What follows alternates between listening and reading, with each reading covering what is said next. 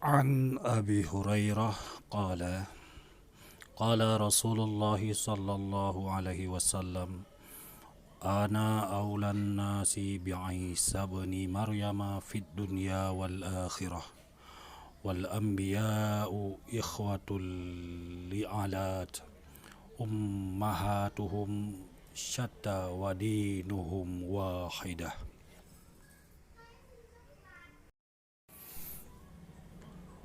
Diriwayatkan dari Abu Hurairah bahwa Rasulullah sallallahu alaihi wasallam bersabda, di dunia dan di akhirat kelak aku adalah orang yang paling dekat dengan Isa bin Maryam.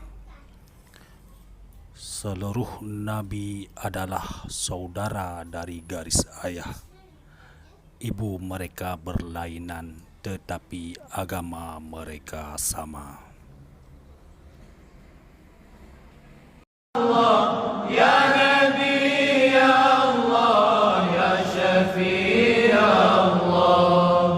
Sallallahu ala Muhammad, sallallahu alaihi wasallam. Sallallahu ala Muhammad, sallallahu alaihi wasallam. أنت شمس أنت بدر أنت نور على نور أنت مصباح الثريا يا حبيبي يا رسول أنت شمس أنت بدر.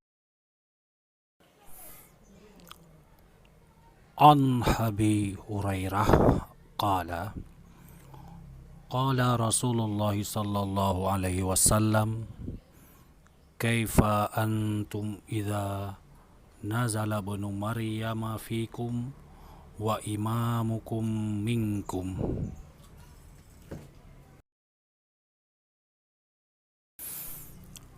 Diriwayatkan dari Abi Hurairah bahwa Rasulullah sallallahu alaihi wasallam bersabda, akan seperti apa keadaan kalian ketika turunnya Nabi Isa putra Maryam di tengah-tengah kalian dan mengadili orang-orang dengan hukum yang didasarkan Al-Quran dan bukan dengan hukum yang didasarkan Panjil.